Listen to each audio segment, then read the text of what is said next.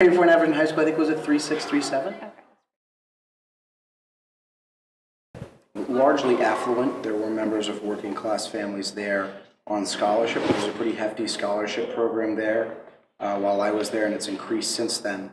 But I would say probably 80 to 90% more affluent, and then the rest were there on some form of financial aid. I was very close to my teachers. That comes from living with them, boarding school atmosphere, and also the small class size lends itself to that as well. So I had a lot of one-on-one time with teachers as coaches, as mentors, as dorm parents, as whatever they were.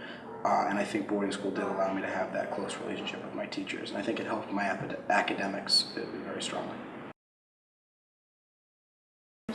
Yeah, I had a few that were my personal mentors. And they were able to kind of help you along the way, both academically, socially, and whatever you needed from them. You've got a lot of NESCAC schools, like Bates College and Colby, little Ivies like that. Mm-hmm. Got a fair number in the Ivy League, and then a fair number of institutions like this, where they're pursuing a specific track, like television, like journalism, things like that.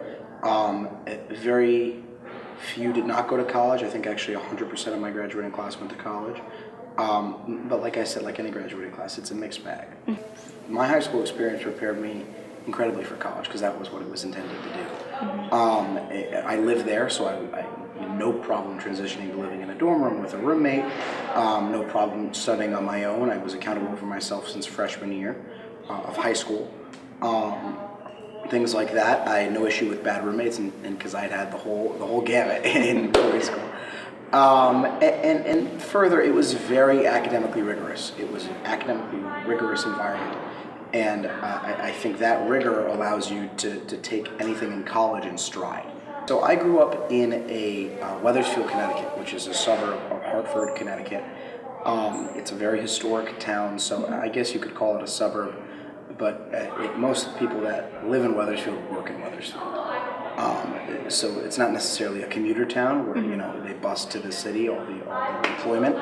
But it is a suburb of Hartford in that it's a suburban area attached to a larger city. What it was a small school.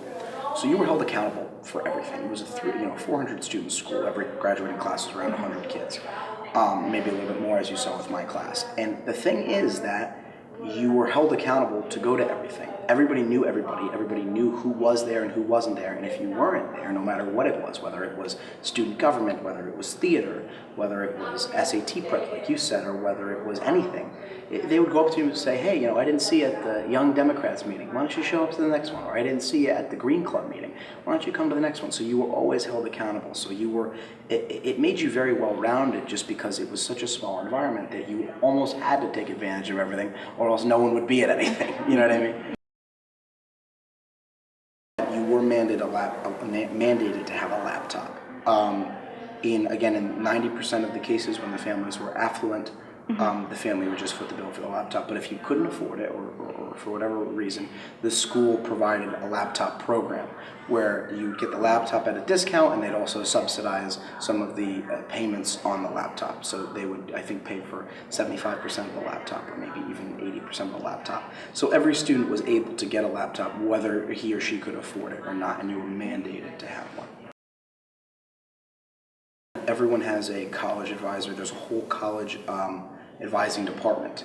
There's the college placement department, and every student gets one college advisor that he or she will work with personally, and then they obviously have the entire department as a resource additionally.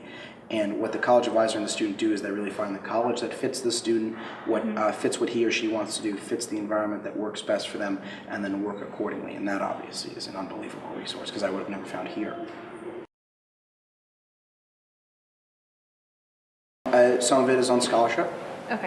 There is a fair number of merit-based aid, not as much need-based, but merit-based aid for me.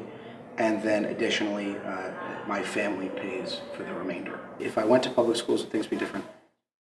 I'm not particularly sure. I've never been to public school. I went to private middle school as well. What I can say is that I don't necessarily think I would have gotten that experience fending for myself and living on my own, and public school doesn't offer that.